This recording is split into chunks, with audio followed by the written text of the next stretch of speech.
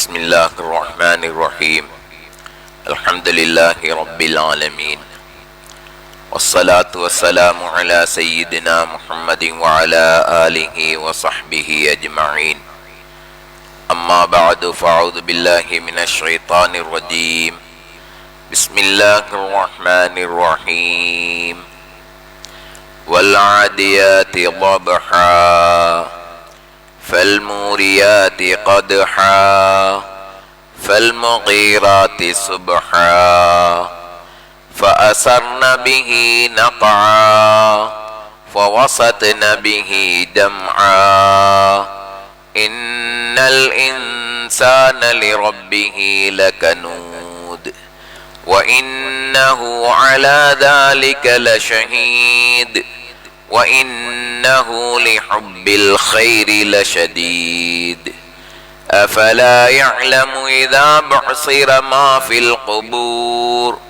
وحصل ما في الصدور إن ربهم بهم يومئذ لخبير صدق الله العلي العظيم.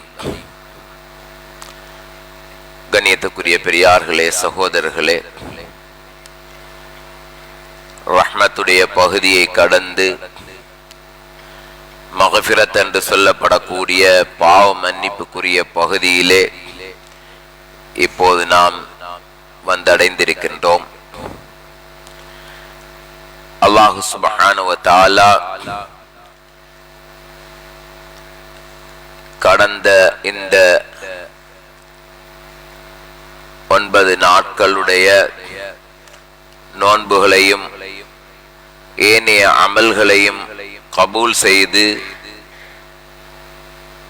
அவனுடைய மேலான ரஹ்மத்தை அடைந்தவர்களாக அல்லாஹ் சுப்ஹானஹு வ தஆலா எங்கள் அனைவரையும் ஆக்கி அருள்வானாக. சகோதரர்களே, பெரியார்களே,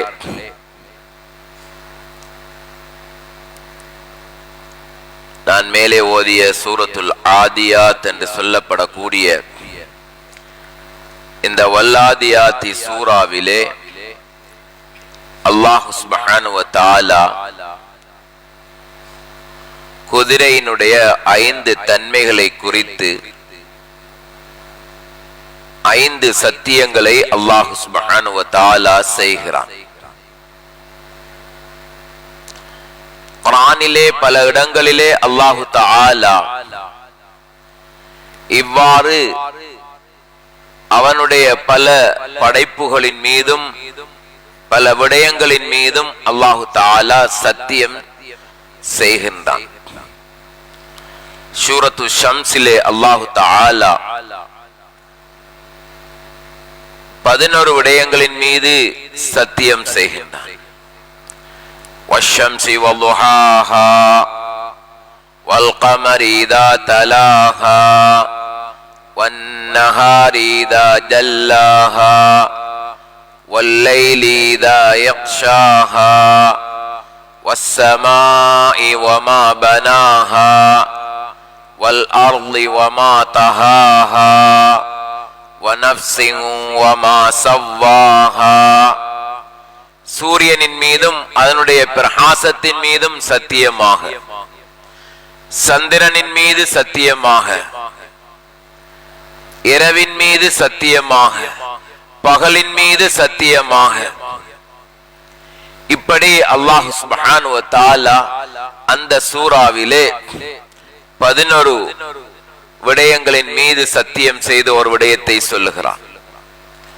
சூரத்துல் லுஹாவை எடுத்துக்கொண்டால் அங்கே அல்லாஹ் தஆலா வல்லுஹா வல்லைலி இதா சஜா, லுஹாவுடைய நேரத்தின் மீது சத்தியமாக, இரவின் மீது சத்தியமாக என்று அங்கே 2 சத்தியங்களை அல்லாஹ் சுப்ஹானஹு வ தஆலா செய்து அங்கு ஒரு விடயத்தை குறிப்பிடுகின்றான்.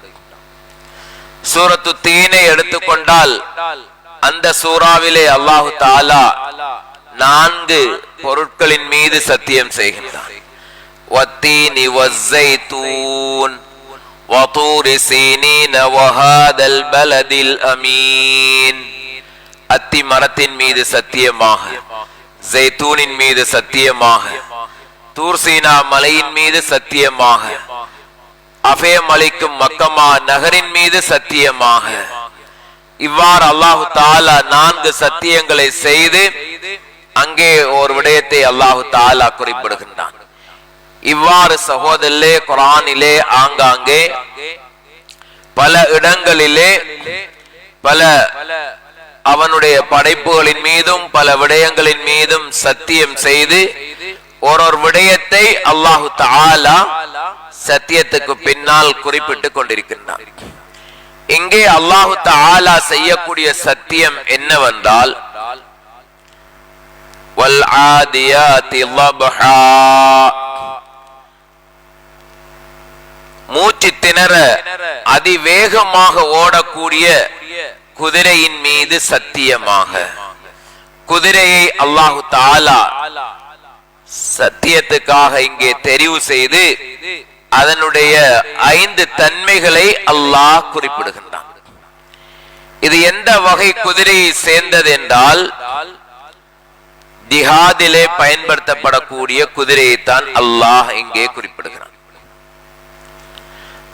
அல்லாஹ் குறிப்பிடக்கூடிய அந்த 5 தன்மைகளும் ஜிஹாதிலே பயன்படுத்தப்படக்கூடிய அந்த குதிரையினுடைய 5 தன்மைகள்.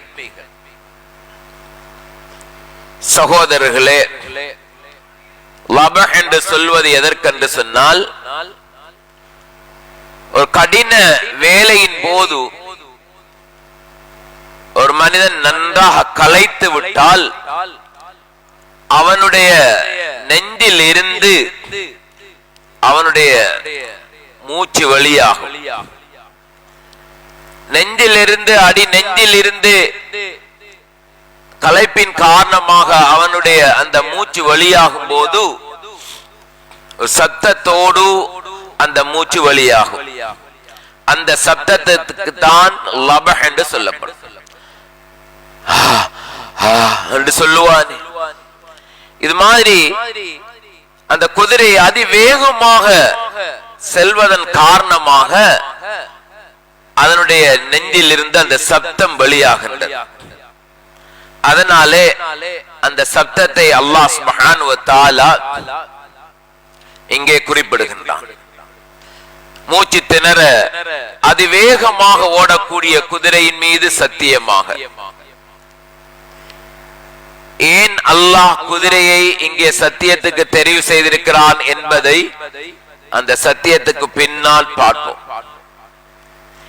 இரண்டாவது சத்தியம், ஃபல்மூரியாத்தி கத்ஹா, அவ்வாறு அது வேகமாக செல்லக்கூடிய நேரத்திலே அதனுடைய கால் குழம்புகளிலே இருக்கக்கூடிய லாடம் அது கற்பாறைகளிலே படும்போது தீப்பொறிகளை கிளப்புகின்றது. அவ்வாறு தீப்பொறிகளை கிளப்பக்கூடிய குதிரையின் மீது சத்தியமாக. இது இரண்டாவது சத்தியம். மூன்றாவது சத்தியம், ஃபல்முகீராத்தி சுப்ஹா, அந்த குதிரையை காலை பொழுதிலே செலுத்தினாலும் அந்த குதிரை அதை செலுத்தக்கூடியவனுக்கு வழிபட்டு அது வேகமாக செல்லுகிறது. எனவே அதிகாலை பொழுதிலே வேகமாக செல்லக்கூடிய அந்த குதிரையின் மீது சத்தியமாக.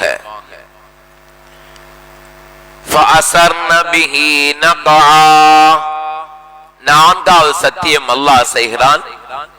அவ்வாறு அந்த குதிரை பாலைவனத்திலே செல்லக்கூடிய நேரத்திலே அதனுடைய கால்கள் நிலத்திலே படும்போது புழுதிகள் கிளம்புகின்றன. அவ்வாறு புழுதியை கிளப்பக்கூடிய குதிரையின் மீது சத்தியமாக. இது நான்காவது சத்தியம்.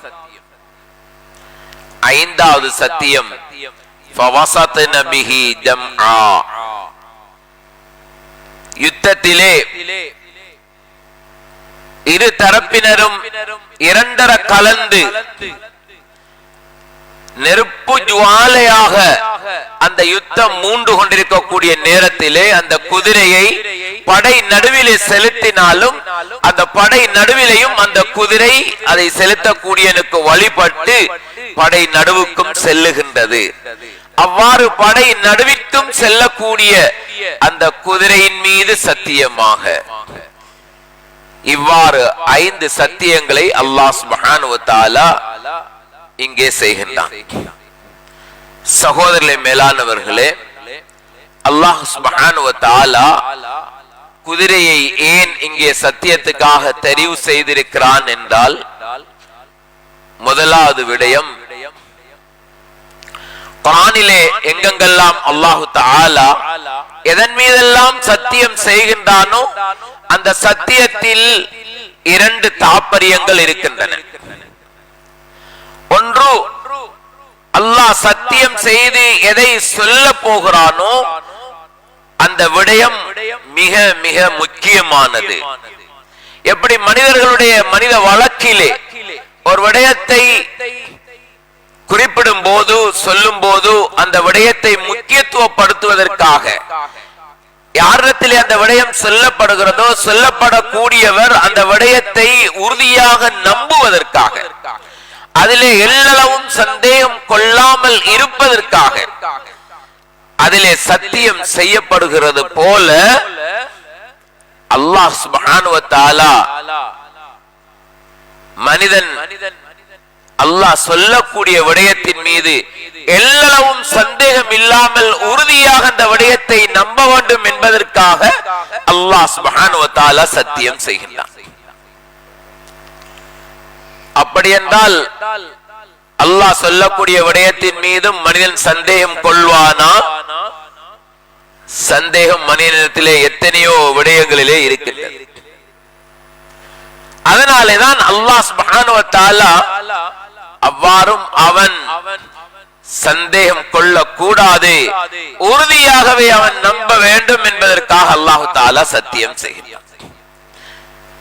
இரண்டாவது, எதன் மீதெல்லாம் அல்லாஹ் சத்தியம் செய்கின்றானோ அந்த சத்தியம் செய்யப்படக்கூடிய அந்த பொருட்கள் அல்லது அந்த விடயங்கள் அல்லாஹ் தஆலாவிடத்திலே மிக மிக முக்கியமானது, அது சிறந்தது. அதனாலே அல்லாஹ் தஆலா அதனை சத்தியத்துக்காக தெரிவு செய்திருக்கிறான். மனிதர்கள் சத்தியம் செய்யும் போது அல்லாஹ்வின் மீது மாத்திரம்தான் சத்தியம் செய்ய வேண்டும்.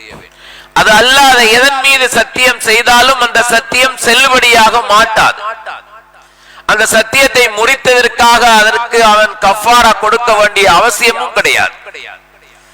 சத்தியத்தை முறித்தால் முறித்ததற்காக வேண்டி கஃபாரா என்று சொல்லக்கூடிய குற்ற பரிகாரம் செய்ய வேண்டும்.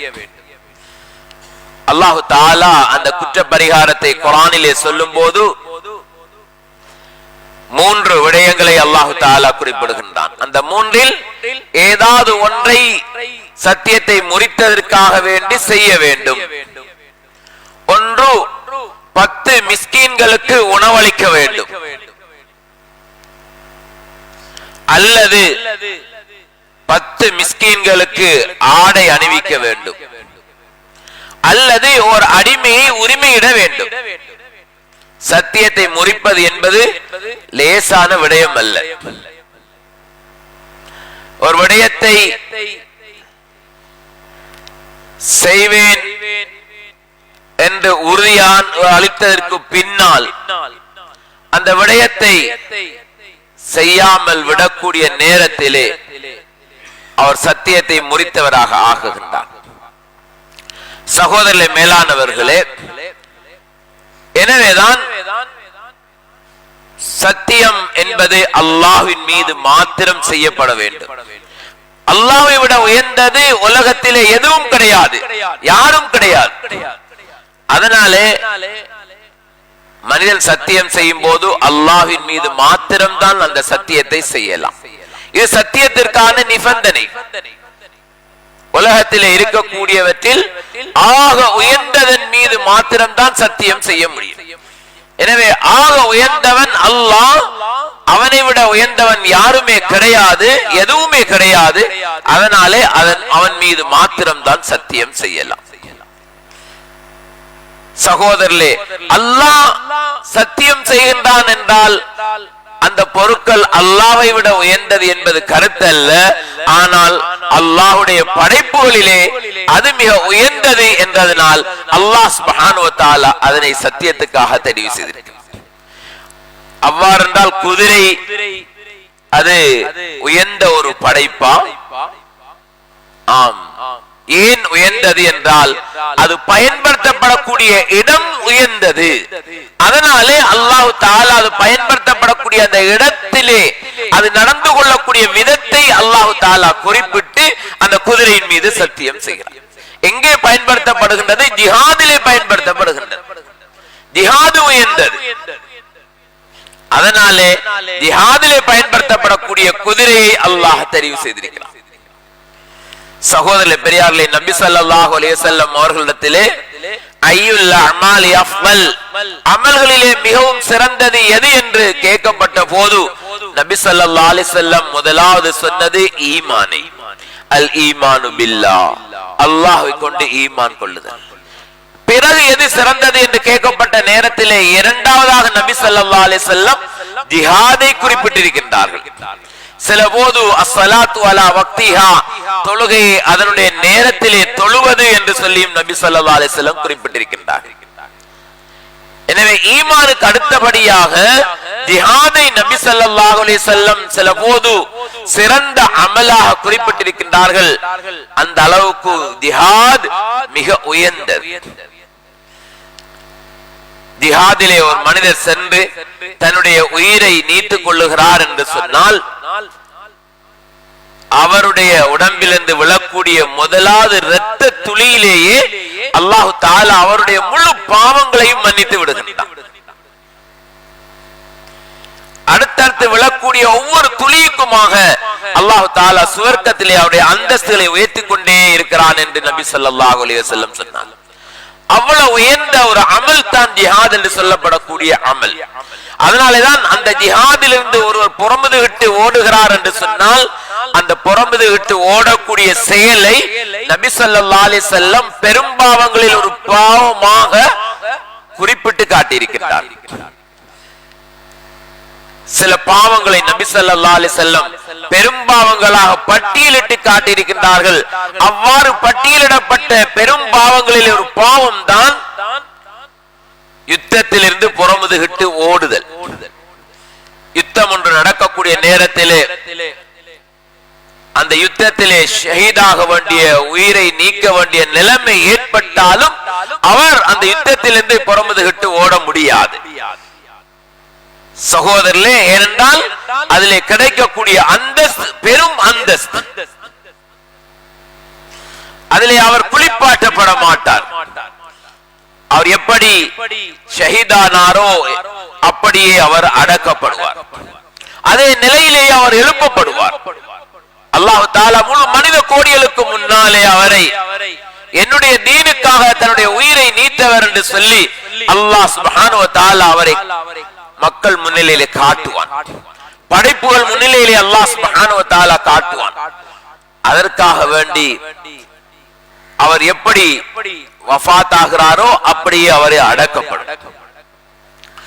மேலான சகோதரர்களே, அதனாலே அந்த ஜிஹாதிலே பயன்படுத்தப்படக்கூடிய குதிரையை அல்லாஹ் சுப்ஹானஹு வ தஆலா இங்கே தெரிவு செய்திருக்கிறார். சகோதரர்களே, அதிலும் ஒரு ஹிக்மத் இருக்கின்றது. தஃப்சீரிலே உலமாக்கள் குறிப்பிடுகின்றார்கள். அது என்ன ஹிக்மத் என்றால், இந்த குதிரையை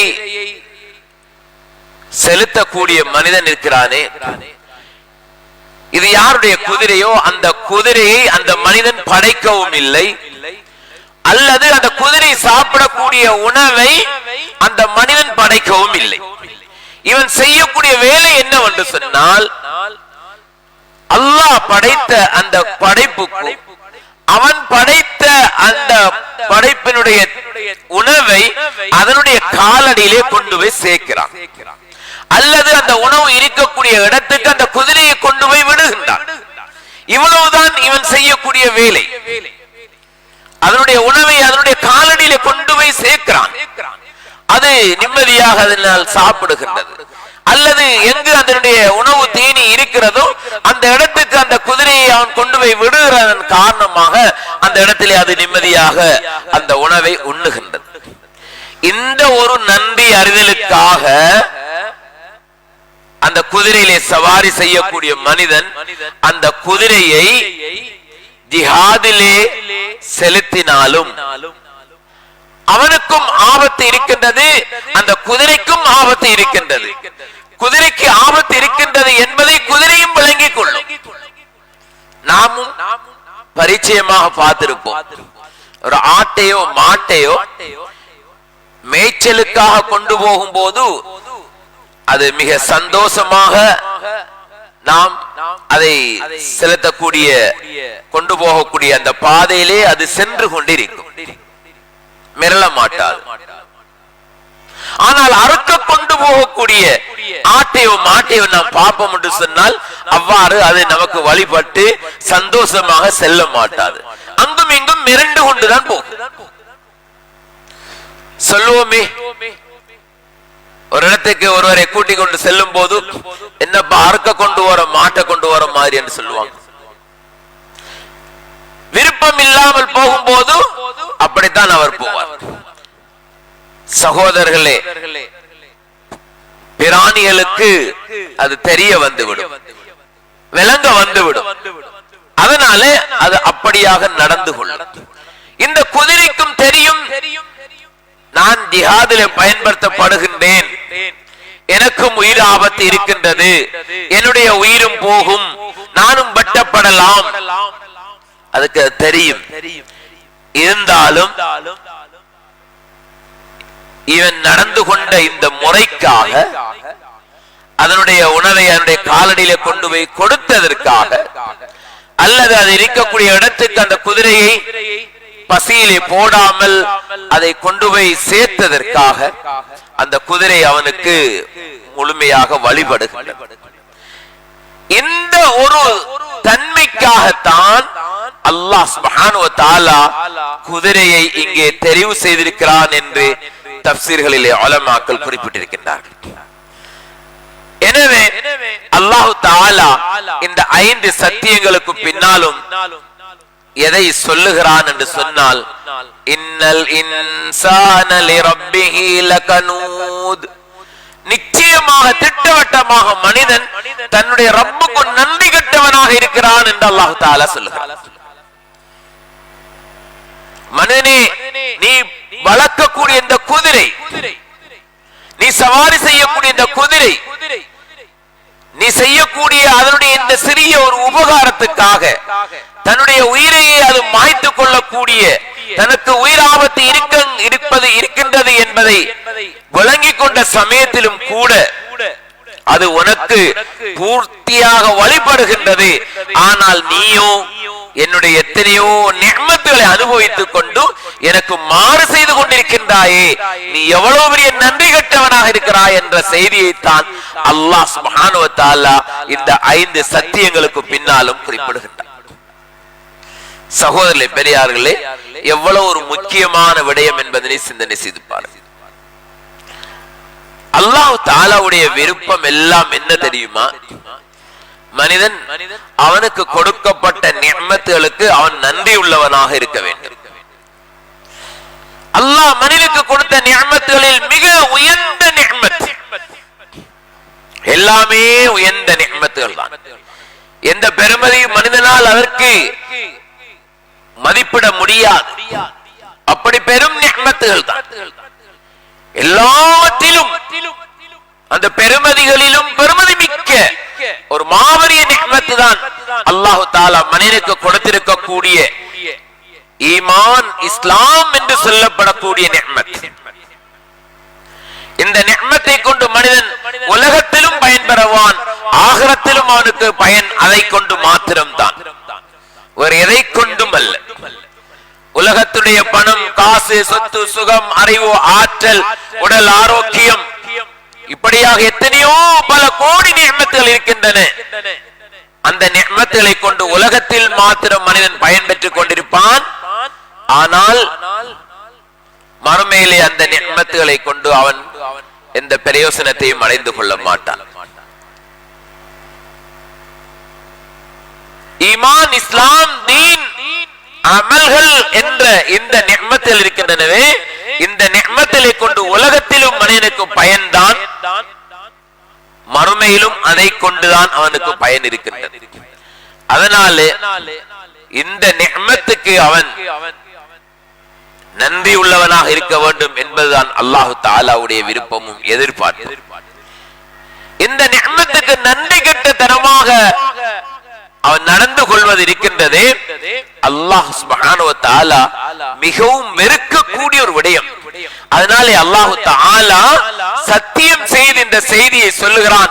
அதுவும் ஓரிரண்டு சத்தியம் அல்ல, 5 சத்தியங்களுக்கு பின்னாலே அல்லாஹ் சுப்ஹானஹு வ தஆலா சொல்லுகிறான், மனிதனே, இந்த குதிரையை விடவும் என்னுடைய படைப்புகளில் ஒரு படைப்பான இந்த படைப்பை விடவும் நீ எனக்கு மோசமானவனாக நன்றி கெட்டவனாக இருக்கின்றாயே என்ற செய்தியைத்தான் அல்லாஹு தஆலா இங்கே குறிப்பிடுகின்றார். சகோதரர்களே, மேலானவர்களே, அல்லாஹ் குர்ஆனிலே லஇன் ஷகர்தும் லஅஸீதன்னகும், நான் தந்த நிஅமத்துகளுக்கு நீங்கள் நன்றி செலுத்துவீர்களே ஆனால் நான் இன்னும் உங்களுக்கு அதிகப்படுத்தி தந்து கொண்டே இருப்பேன் என்று அல்லாஹ் தஆலா வாக்களிக்கிறான். அதே நேரத்தில் அல்லாஹ் தஆலா ஒரு பெரும் எச்சரிக்கையை விடுகிறான். தொடர்ந்து வலையின் கஃபர்தும் இன்ன அதாபி லஷதீத், நீங்கள் நன்றி செலுத்தாமல் நன்றி கெட்ட தனமாக நடந்து கொள்வீர்களே ஆனால் என்னுடைய அதாபு, என்னுடைய பிடி மிக கடுமையாக இருக்கும் என்று அல்லாஹ் தஆலா எச்சரிக்கை செய்கிறான். இதுதான் மிகவும் நாங்கள் பயப்பட வேண்டிய விடயம் சகோதரர்.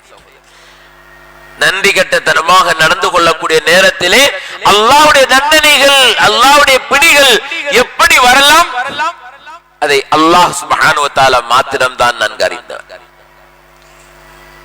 எனவேதான் அல்லாஹ்வுடைய ஒவ்வொரு நிஅமத்துக்கும் மனிதன் நன்றி உள்ளவனாக இருந்து கொண்டே இருக்க வேண்டும். சகோதரர்களே, ஃபிக்ஹுடைய, ஹதீஸுடைய எல்லா கிதாபுகளிலும் ஒரு தலையங்கம் இருக்கின்றது, பாபு சுஜூதி ஷுக்ர் என்ற தலையங்கம்.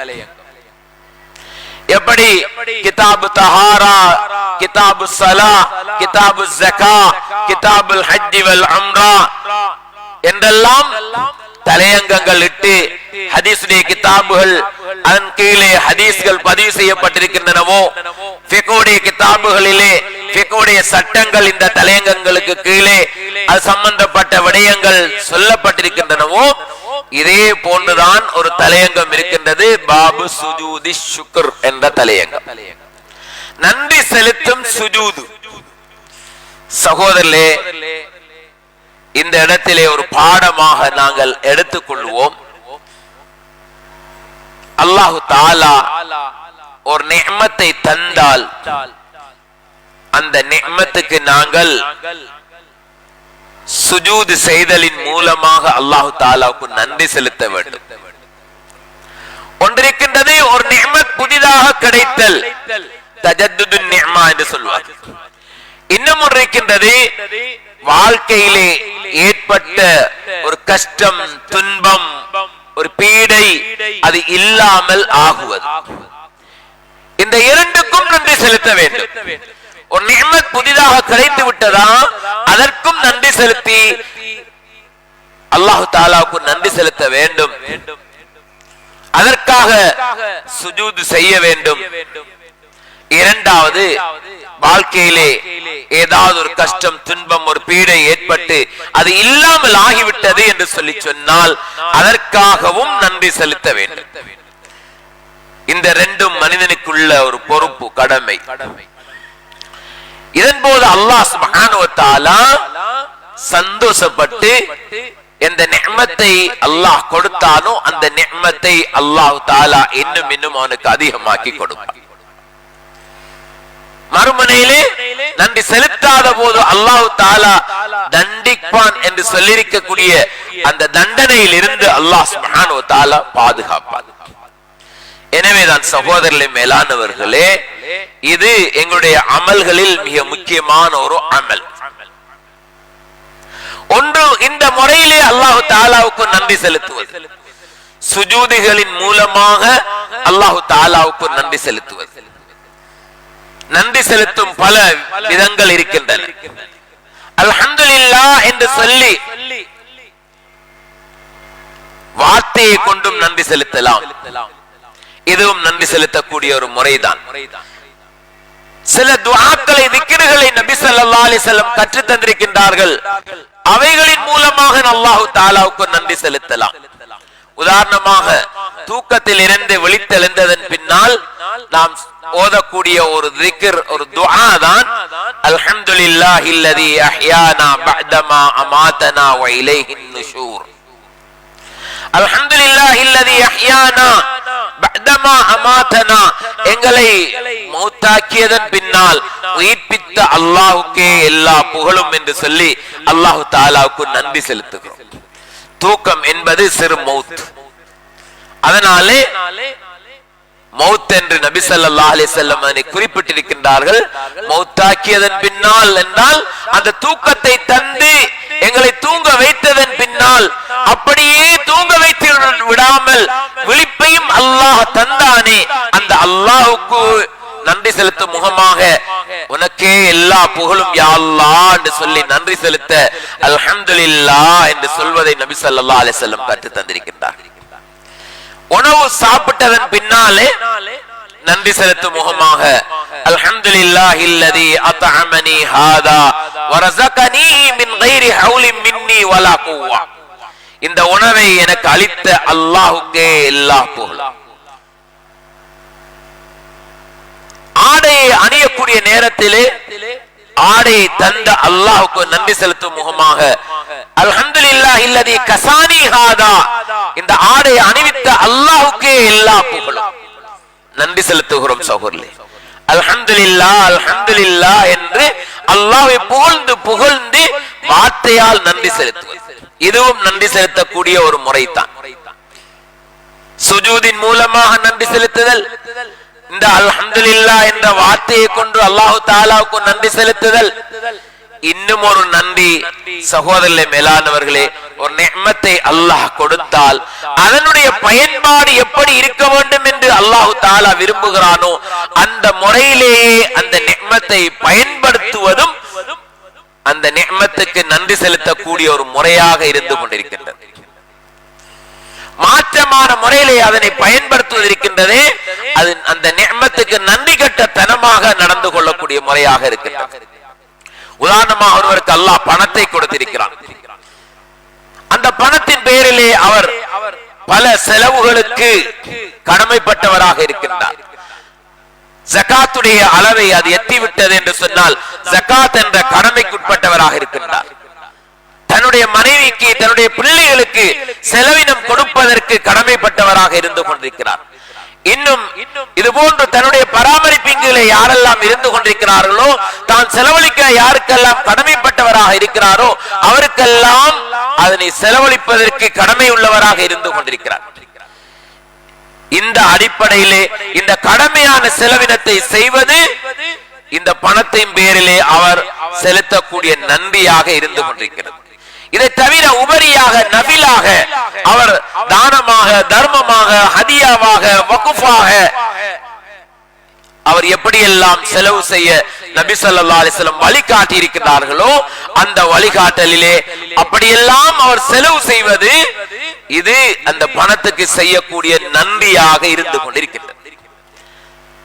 இதே பணத்தை அன்பார்ந்தவர்களே வீண் விரயமாக வெறும் தன்னுடைய நப்சுக்காக, ஆசைக்காக, இச்சைக்காக அவர் செலவு செய்கிறார் என்று சொன்னால் அது அல்லாஹ் விரும்பாத ஒரு வழியாக இருந்து கொண்டிருக்கிறது. அல்லாஹ் தஆலா குர்ஆனிலே சொல்லும்போது குலு வஷ்ரபு வலா துஸ்ரிஃபு, சாப்பிடுங்கள், குடியுங்கள், ஆனால் வீண் விரயம் செய்யாதீர்கள் என்று அல்லாஹ் தஆலா சொல்லுகிறார். ஒரு அனுமதி இருக்கின்றது. அந்த அனுமதிக்குள்ளே செலவினத்தை செய்வதற்குள்ள அனுமதி இருக்கின்றது. அந்த அனுமதியை மீறி அது செலவு செய்யப்படுமாக இருந்தால் அங்கே அது வீண் விரயம் கடப்பு என்ற இடத்துக்கு வந்துவிடும். அதை அல்லாஹ் சுப்ஹானஹு வ தஆலா விரும்புவது கிடையாது. இன்னல்லாஹ லா யுஹிப்புல் முஸ்ரிஃபீன், அல்லாஹ் வீண் விரயம் செய்யக்கூடியவர்களை ஒருபோதும் விரும்புவது கிடையாது என்றார்கள் நபி ஸல்லல்லாஹு அலைஹி வஸல்லம். எனவே ஒரு நியமத்தை அல்லாஹ் கொடுத்து விட்டால் அதனுடைய பயன்பாடு எப்படி இருக்க வேண்டுமோ அந்த பயன்பாட்டிலே வாஜிபான ஃபர்லான கடமைகள் இருக்கின்றன, சுன்னத்தான கடமைகள் இருக்கின்றன. அவற்றை செய்யும் போது அதற்கு முறையாக நன்றி செலுத்தப்படுகின்றது. அல்லாஹு தஆலா அதை இன்னும் இன்னும் அதிகப்படுத்தி தந்து கொண்டே இருப்பான்.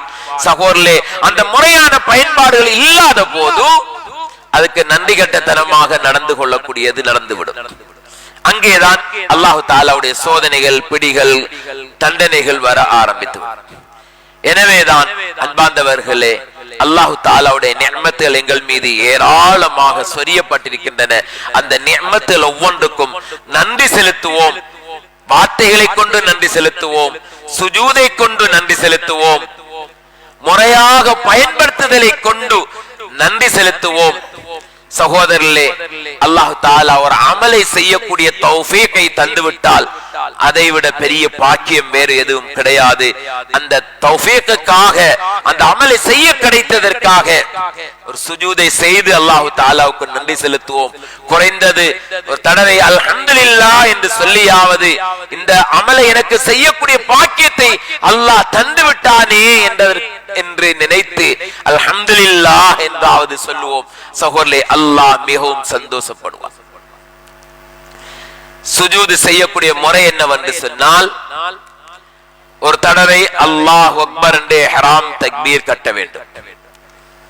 அல்லாஹ்வுக்காக சஜிதா ஷுக்ர் செய்கிறேன் என்று நியத்து செய்து நன்றி செலுத்த சுஜூது செய்கிறேன் என்று சொல்லி நியத் செய்து அல்லாஹ் அக்பர் என்று ஒரு தக்பீர் கட்டிக்கொள்ள வேண்டும்.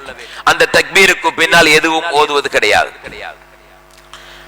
தக்பீரை சொல்லி ஒரு 2 செகண்ட்கள் அந்த தக்பீரில் அப்படியே இருந்து விட்டு இரண்டாவது ஒரு தக்பீர் அப்படியே அல்லாஹ் அக்பர் சொல்லிக் கொண்டு சுஜூதுக்கு செல்ல வேண்டும்.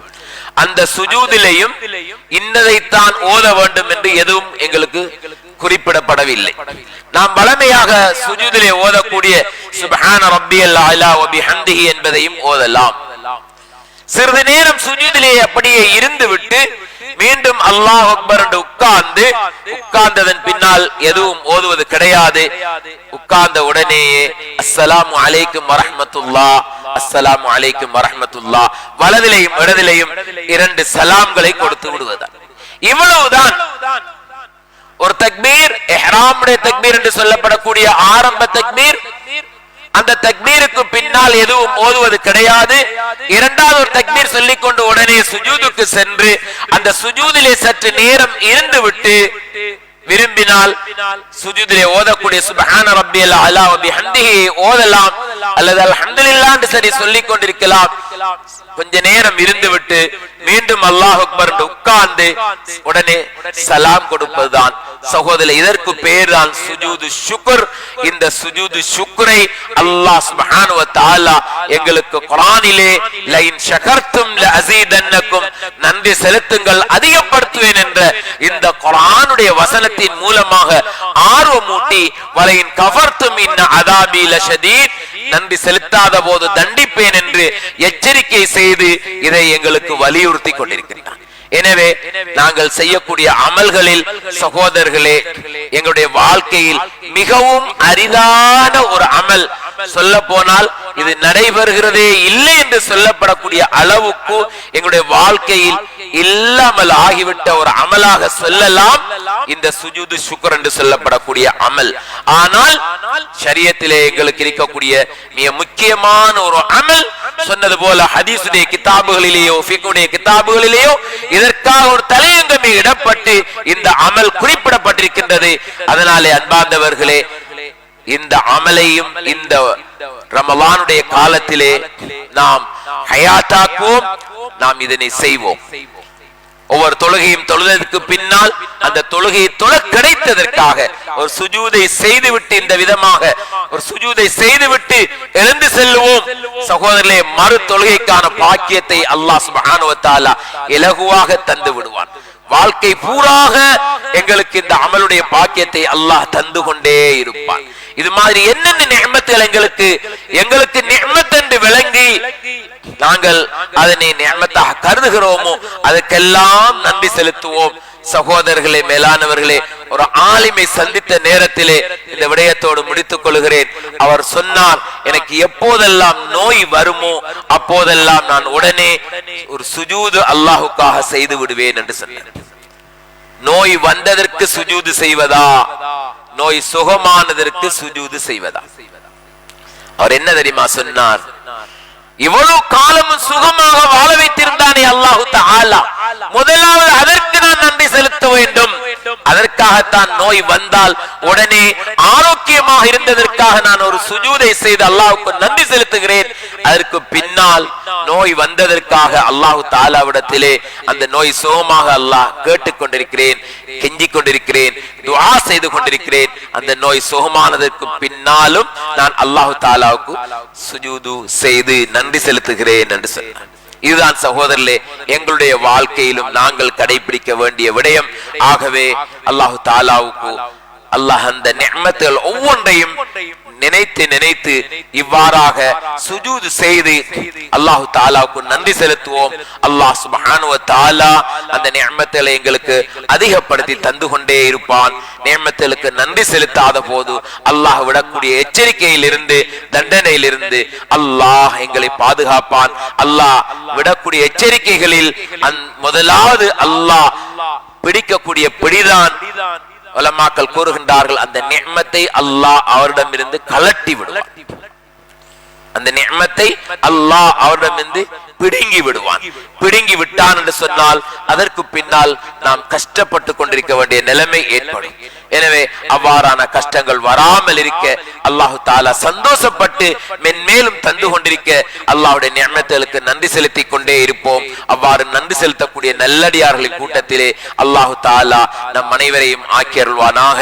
யா அல்லாஹ், இந்த ரமலானிலே முதல் 10 கழித்து விட்டோம். யா அல்லாஹ், ரஹ்மத்தை பூர்த்தியாக அடைந்தவர்களாக நம் அனைவரையும் நீ ஆக்கி அருள்வாயாக.